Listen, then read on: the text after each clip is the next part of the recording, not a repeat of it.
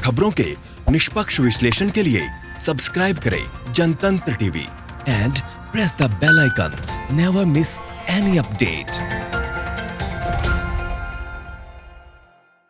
नमस्कार, स्वागत है आपका हमारे इस खास बुलेटिन में। मैं हूं आपके साथ अनन्या तिवारी। ये बुलेटिन खास इसलिए है क्योंकि इसमें हमारे देश भर के रिपोर्टर्स हमारे साथ जुड़ेंगे जो अपने अपने राज्य के बारे में हर बड़ी खबर से आपको रूबरू कराएंगे।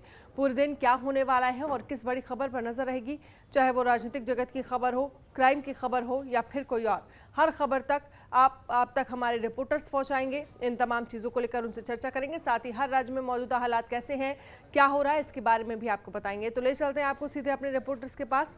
इस वक्त हमारे साथ मौजूद हैं बिहार से श्रीकांत प्रत्युष हमारे साथ मौजूद हैं, अरविंद पलावत हमारे साथ राजस्थान से मौजूद हैं और साथ ही आपको बता दें हमारे साथ लखनऊ से मौजूद हैं राधा कृष्ण त्रिपाठी हमारे संवाददाता, छत्तीसगढ़ से हमारे साथ मौजूद है प्रशांत। इन सब से हम जानेंगे क्या कुछ अपडेट है। सबसे पहले प्रशांत के पास लेकर चलते हैं छत्तीसगढ़। प्रशांत, छत्तीसगढ़ को लेकर बात करें तो क्या कुछ बड़ी खबर आज की रहेंगी और किस खबर पर नजर रहेगी? कोरोना को लेकर अगर आपसे जानना चाहें तो वहां पर क्या कुछ स्थिति है? लगातार आंकड़े बढ़ रहे हैं। बिल्कुल अनन्या, जैसे सुबह का समय है तो मेरे ख्याल से कुछ छत्तीसगढ़ के लिहाज से एक पॉजिटिव खबर ही देना मुनासिब होगा। कल तक जो छत्तीसगढ़ में कोरोना पॉजिटिव मरीजों की संख्या जो थी वो पूरी 16 थी और कल ही 6 लोगों को रात में डिस्चार्ज किया गया है, जिसपे एम्स ने इस बात की पुष्टि की है और सीएम भूपेश बघेल ने भी ट्वीट के द्वारा यह जानकारी दी है कि अन्य जो मरीज हैं वो भी जल्द डिस्चार्ज होंगे और पूरी तरह से वो स्वस्थ है। वहीं दूसरी ओर एक दुखद खबर ये भी है कि पूर्व मुख्यमंत्री अजीत जोगी की हालत अभी भी चिंताजनक बनी हुई है और नारायणा अस्पताल में उनका इलाज चल रहा है और डॉक्टरों के मुताबिक वो पूरी तरह से कोमा में है। उनके बेटे ने करोड़ों लोगों से दुआएं मांगने की अपील की है कि जिस तरह से अजीत जोगी रहे हैं पब्लिक के उसमें, तो उनकी दुआएं ही काम आ सकती है। वहीं एक दूसरी ओर बात करें तो जिस तरह से श्रमिकों को बाहर से प्रदेशों से लाया जा रहा है छत्तीसगढ़ में, ऐसे 11 तारीख, 13 तारीख और 15 और 17 तारीख को यहाँ पे एक डेट निर्धारित की गई है। इनके लिए स्पेशल ट्रेनें चलाई जाएंगी, जो कि आज 11 तारीख है। बिलासपुर में पहला खेप जो है गुजरात से पहुंचने की उम्मीद है। ऐसे में सरकार के सामने एक बड़ी चुनौती भी ये होगी कि जो मजदूर बाहर से लाए जा रहे हैं, क्या उनका टेस्ट भी कराने की एक बड़ी चुनौती है ऐसे हालात में, जब यहाँ पे टेस्ट के एक उचित मापदंड नहीं है कि जिस संख्या में यहाँ पे टेस्ट होने चाहिए वो कहीं न कहीं अभी थोड़ा सा राज्य सरकार बैकफुट है। दूसरी तरफ सरकार के पास एक आर्थिक चिंता भी बनी हुई है। भूपेश बघेल ने कल कोयला मंत्री को एक पत्र लिखा है जिसपे उन्होंने साफ तौर से ये कहा है कि 414 करोड़ की जो अतिरिक्त लेवी वसूली गई है छत्तीसगढ़ से, वो पैसा जो है राज्य सरकार को दिया जाए ताकि जो आर्थिक हालात यहाँ पे खराब पड़े हैं वो कहीं न कहीं उनको ठीक ढंग से चलाया जा सके। वहीं राज्य सरकार ने पहले भी ऐलान कर चुकी है कि जो किसान है या मजदूर है उनके खाते में पैसा डाला जाएगा और जिस तरह से यहाँ के स्वास्थ्य मंत्री टीएस सिंहदेव ने इस बात को लेकर पहले भी उन्होंने बयान दिया था कि आने वाले दिनों में ये स्थिति और चिंताजनक हो सकती है, लेकिन फिलहाल इंतजार करना पड़ेगा कि आने वाले टाइम में जिस तरह से कोरोना की टेस्ट हुई है लोगों को, लगभग 1021 ऐसे हैं जिनका टेस्ट रिपोर्ट आज आना है, तो थोड़ा इंतजार करना पड़ेगा। अनन्या, बिल्कुल साफ तौर पर थोड़ा इंतजार करना पड़ेगा क्योंकि कई सारे लोगों का अभी भी टेस्ट का जो रिपोर्ट है वो आना बाकी है। चलिए सीधे लेकर चलते हैं आपको राजस्थान, जहां पर अरविंद पलावत हमारे साथ मौजूद हैं। अरविंद, जिस तरह से देखा जाए राजस्थान को लेकर बात करें तो लगातार आंकड़े वहां भी बढ़ रहे हैं, क्या कुछ स्थिति है कोरोना को लेकर और आज की क्या कुछ बड़ी खबरें रहेंगी?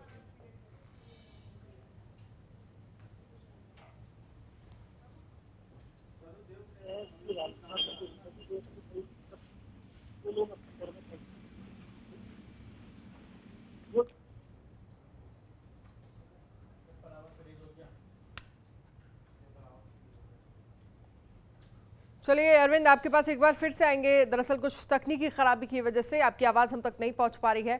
राधा कृष्ण त्रिपाठी हमारे संवाददाता लखनऊ में मौजूद है, उनके पास आइए आपको लेकर चलते हैं। राधा कृष्ण त्रिपाठी, लखनऊ में आज क्या कुछ बड़ी खबरें रहेंगी और फिलहाल जो कहा जा रहा है कि दिल्ली से कुछ ट्रेनें चलाई जाएंगी, ऑनलाइन टिकट उनका आज से बुकिंग होना शुरू हो जाएगा, क्या कुछ जानकारी है फिलहाल? आज कौन कौन सी आज की बड़ी खबरें रहेंगी उत्तर प्रदेश से? ना देखिए, उत्तर प्रदेश के लिए जो ट्रेनें पूरे देश भर के लिए चल रही 15 स्पेशल ट्रेनें, उसमें उत्तर प्रदेश के लोगों के लिए बड़ी खबर ये है कि वो ट्रेनें जो स्पेशल चलेंगी अभी, वो सिर्फ 4 स्टेशनों पर उत्तर प्रदेश के उनका ठहराव तय किया गया है। उनमें से कानपुर सेंट्रल, प्रयागराज और दीनदयाल उपाध्याय जंक्शन है, और चौथा झांसी को स्थान मिला है। आगरा कैंट का भी नाम उसमें शामिल किया गया है, लेकिन आगरा कैंट पे अभी ठहराव नहीं किया गया, उसको रेलवे ने लाल सूची में दर्ज किया हुआ। तो जाहिर है वहाँ पे जो कोरोना पीड़ितों की संख्या है, कोरोना के प्रसार को देखते हुए शायद रेलवे ने एहतियातन अभी वहाँ ट्रेनों का ठहराव नहीं तय किया है। दूसरी चीज जो सबसे बड़ी खबर उत्तर प्रदेश से होगी वो ये कि जो आज मुख्यमंत्री बात करेंगे 3 बजे प्रधानमंत्री के साथ, और वो सबसे लंबी बातचीत हो रही है। तो मुख्यमंत्री के साथ जो टीम 11 है उनकी, उसके कुछ अधिकारी भी शामिल होंगे, बैठेंगे, और उत्तर प्रदेश में लॉकडाउन की स्थिति और उत्तर प्रदेश में जो तैयारियां हैं मजदूरों को लेकर, रोजगार को लेकर, इसका जायजा, इसकी चर्चा प्रधानमंत्री के साथ करेंगे। तीसरी और जो सबसे बड़ी खबर जो कोरोना पे की बात करें अगर अनन्या, तो कुल 3467 मामले हो गए हैं उत्तर प्रदेश में कोरोना के अब तक, और कल 103 नए मामले आए हैं कोरोना के, जिसमें से राजधानी के 7 मामले और आगरा में 11, जिससे राजधानी में कोरोना पॉजिटिव लोगों की संख्या 250 हो गई है, जबकि आगरा में यह आंकड़ा 746 पहुंच चुका है। और इसके साथ ही कोरोना को लेकर के कल सीएम योगी ने देर रात बड़ी कार्रवाई करी है। आगरा में आगरा के सीएमओ को हटा दिया गया, वहां के अपर निदेशक स्वास्थ्य को हटाया गया, वहां पे नए अफसरों की तैनाती की गई है। इसके अलावा आगरा की गंभीरता को देखते हुए मुख्यमंत्री ने वहां पे अपनी टीम के 5 सदस्यों को वहां पे कैंप करने के लिए भेजा है। उसमें 3 आईएएस और 2 आईपीएस अफसर हैं, जो बराबर वहां से सीएम योगी को दिन में 2 बार रिपोर्ट भेजेंगे और रिव्यू करेंगे कि आखिर आगरा में क्यों नहीं थम रहा कोरोना, और उसके लिए इंतजाम क्या किए जाएं, उसके सुझाव भेजेंगे।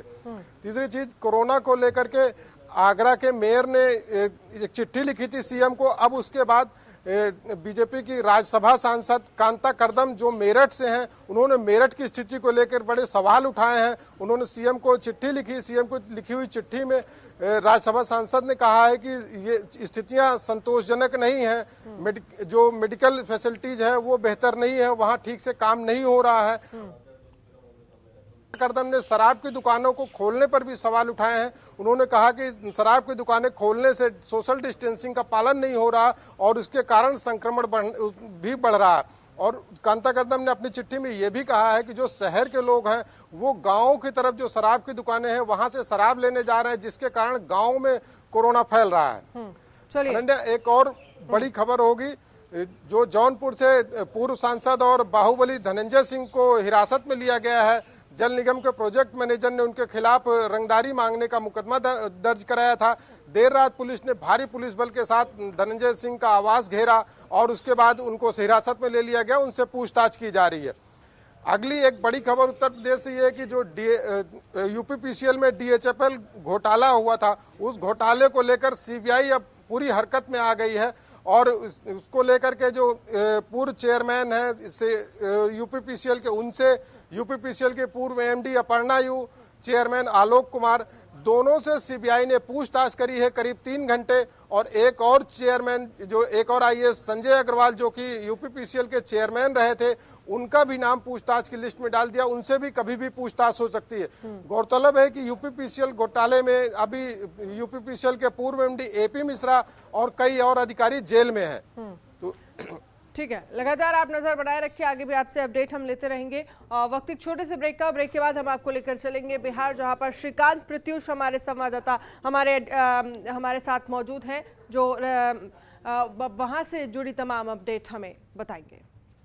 ब्रेक के बाद आपका स्वागत है। तमाम राज्यों से हमारे तमाम संवाददाता जुड़ेंगे, लेकिन आपको लेकर चलेंगे बिहार, जहां पर हमारे रेजिडेंट एडिटर श्रीकांत प्रत्युष हमारे साथ जुड़े हुए हैं। श्रीकांत, जिस तरह से देखा जाए बिहार के लगातार आंकड़े बढ़ रहे हैं, इन सब के बीच जो कुछ स्पेशल ट्रेनें चलाई जा रही हैं दिल्ली से, उसको भी लेकर आपके पास क्या कुछ अपडेट है? कोरोना को लेकर क्या अपडेट है और आज की क्या कुछ बड़ी खबर रहने वाली है, आपसे जानना चाहेंगे। देखिए, जहां तक आपने ट्रेन की बात की, 15 जोड़ी ट्रेनें चलाई जाएंगी कल से, और आज 4 बजे शाम से रेलवे के आधिकारिक साइट पर जाकर कोई भी बुकिंग करा सकता है। तो कल से 15 जोड़ी ट्रेनें 15 शहरों के लिए चलेंगी।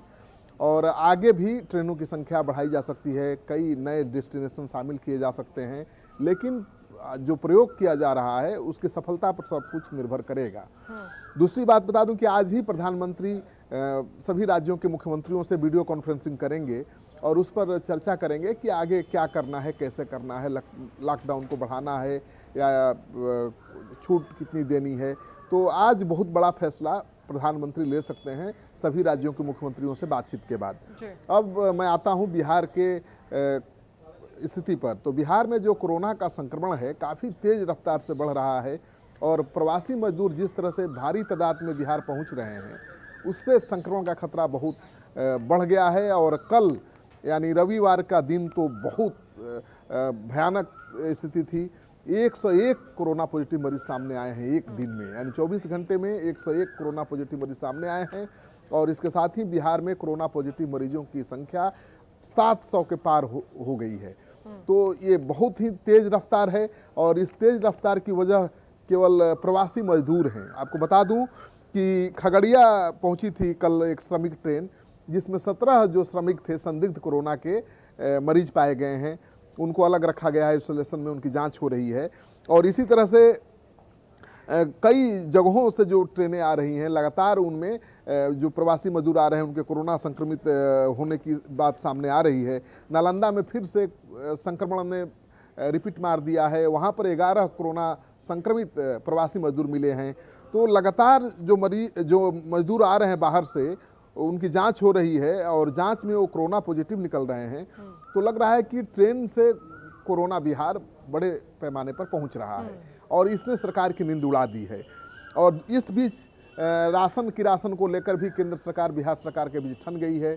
बिहार सरकार का आरोप है कि केंद्र सरकार राशन नहीं दे रही है गरीबों को बांटने के लिए। 15 लाख और ज़्यादा लोगों के लिए राशन चाहिए, लेकिन केंद्रीय खाद्य आपूर्ति मंत्री रामविलास पासवान का कहना है कि बिहार सरकार गरीबों की सूची उनको नहीं दे रही है। जब तक गरीबों को सूची नहीं देगी तब तक कैसे केंद्र देगा। दरअसल पिछले 5 साल से ऐसे 14 लाख बिहार के गरीब हैं जिनका नाम राशन कार्ड नहीं हुआ है, जिनको राशन कार्ड अभी तक नहीं मिला है। और बिहार सरकार ने एक पत्र लिख करके उनके लिए अनाज की मांग की है, लेकिन रामविलास पासवान का कहना है कि आपकी जो अपडेटेड सूची है उसमें इनका नाम नहीं है। और जब तक अपडेटेड सूची में नाम नहीं होगा, जब तक आप लाभुकों का नाम नहीं भेजेंगे, तब तक हम नहीं देंगे। तो बिहार सरकार केंद्र सरकार के बीच के झगड़े की वजह से लगता है कि आगे चलकर खाद्यान्न संकट बिहार में उत्पन्न होने वाला है। तकरार काफ़ी बढ़ गई है। और इस बीच खबर आई है कि भागलपुर के मायागंज अस्पताल में जहां कल्चर एंड डीएसटी लैब में कोरोना की जांच हो रही थी, वहां पर कार्ट्रिज खत्म हो गया है, यानी रविवार से वहां पर कोरोना का टेस्ट बंद हो गया है। तो इसी लैब में भागलपुर, बांका, कटिहार के मरीजों की जांच होती थी। तो एक लैब कार्ट्रिज के अभाव में बंद हो गया कोरोना टेस्ट। तो इसको लेकर भी सवाल उठ रहे हैं कि सरकार की व्यवस्था कैसी है और कोरोना मरीजों की जांच। इन सब के ऊपर तो पहले से कहीं ना कहीं नजर बनी रहनी चाहिए थी सरकार की कि कार्ट्रिज खत्म होने की वजह से कम टेस्ट जो लगातार हो रहे हैं लैब में वो तो ना रुके। चलिए ठीक है, लगातार आप नजर बनाए रखिए। सीधे मध्य प्रदेश लेकर चलते हैं। शरद हमारे संवाददाता मौजूद हैं। शरद, क्या कुछ अपडेट है आपके पास मध्य प्रदेश से? मध्य प्रदेश में कोरोना जो कि पूरे देश की एक समस्या है, मध्य प्रदेश में भी समस्या वही प्राथमिक रूप से सबसे पहले बोली जाएगी, जिसमें तकरीबन मरीजों की संख्या मध्य प्रदेश में 36 से 14 हो चुकी है। मरने वालों का आंकड़ा 215 हो चुका है। इंदौर में भी मरीजों की संख्या लगातार बढ़ रही है, 1800 के ऊपर निकल चुकी है और भोपाल में 750 के ऊपर ये मरीजों की संख्या निकल चुकी है। तो ये कहीं ना कहीं चिंता का विषय बना हुआ है। लेकिन इस चिंता के विषय का मुख्य कारण ये भी है कि अब पब्लिक स्प्रेड होने का कारण जो बाहर से आने वाले मजदूर है, जैसा कि बिहार में या फिर अन्य राज्यों में हो रहा है कि पब्लिक स्प्रेड उन्हीं वजह से हो रहा है क्योंकि महाराष्ट्र से अधिकांश मजदूर अलग अलग राज्यों में पहुंचे हैं। तो महाराष्ट्र सबसे ज्यादा संक्रमित है इस वक्त पूरे देश भर में। तो उसी के माध्यम से जो कोरोना है वो पब्लिक स्प्रेड हो रहा है और ये लगातार फैलने का इसकी स्थिति लगातार बढ़ रही है और क्रम भी लगातार इसके बढ़ते चले जा रहे हैं। लेकिन इस बीच में जो दिल्ली सरकार ने जो सेंट्रल गवर्नमेंट जो निर्देश दिए थे कि विदेशों से भी अपने अपने लोगों को लाया जाए, अपने अपने राज्यों के लोगों को लाया जाए, इसके लिए 64 विमान भेजे गए थे। तो आज मध्य प्रदेश में 276 जो ओवरसीज में जो अलग अलग जगहों पर लोग रह रहे हैं उन्हें लाया जा रहा है और कुछ देर में जो भोपाल पहुंचेंगे और उसके बाद उन्हें तकरीबन उनके लिए 500 बेड का एक अस्पताल बनाया गया है जिसमें उनको रखा जाएगा और सभी की जांच की जाएगी। 14 दिन तक कंपल्सरीली उन सभी को उस अस्पताल में रहना होगा और यदि किसी में भी संक्रमण और पाया जाता है तो उसको 28 दिनों तक उस क्वारंटाइन में रहना होगा। तो विदेशों से आने वालों के लिए भी कम से कम 1 महीना तक उनको क्वारंटाइन में रहना होगा। ये निर्देश साफ तौर पर राज्य शासन ने दिए क्योंकि विदेशों से सबसे पहले ये कोरोना पूरे देश भर में आया था और उसके बाद फिर देश में इसका लगातार संक्रमण फैला था और उसके बाद अब धीरे धीरे देश के अलग अलग राज्यों में, शहरों में, जिलों में, गाँव में, कस्बों में और गलियों में तक ये कोरोना पहुंच चुका है। तो कहीं ना कहीं चिंता का विषय बना हुआ है। और इस बीच में यदि राजनीतिक खबर की बात करें तो मध्य प्रदेश में मंत्रिमंडल को लेकर सुगबुगाहट बिल्कुल तेज है और इस बीच जो ट्रांसफर्स का सिलसिला है, तबादलों का जो सिलसिला है वो लगातार जारी है। 2 दिनों पहले 50 आईएएस की एक सूची आई थी जिससे मध्य प्रदेश में एक आईएएस पूरा महक में कुछ चेंजेस किया गया था। उसी तरह से अब आईपीएस अधिकारियों की सूची आने जा रही है। 1 से 2 दिनों में वो सूची मध्य प्रदेश में आएगी और आने वाले 17 तारीख तक, जब तक मंत्रिमंडल का विस्तार नहीं हो जाता, माना जा रहा है 17 तारीख को मंत्रिमंडल का विस्तार होगा, तब तक ये तबादलों का दौर लगातार जारी रहेगा क्योंकि आगामी समय में उपचुनाव भी होने हैं 24 सीटों पर। इसके अलावा नगरीय निकाय भी होने, तो इन सभी चीजों की व्यवस्था को देखते हुए निर्णय लिए जा रहे हैं। जी चलिए शरद, बहुत बहुत शुक्रिया हमसे बातचीत करने के लिए। तो तमाम राज्यों से जुड़े जो रिपोर्टर्स थे उन्होंने तमाम अपडेट आपको पहुंचाए। खास बुलेटिन में फिलहाल इतना ही। खबरों के निष्पक्ष विश्लेषण के लिए सब्सक्राइब करें Jantantra TV and press the bell icon. Never miss any update.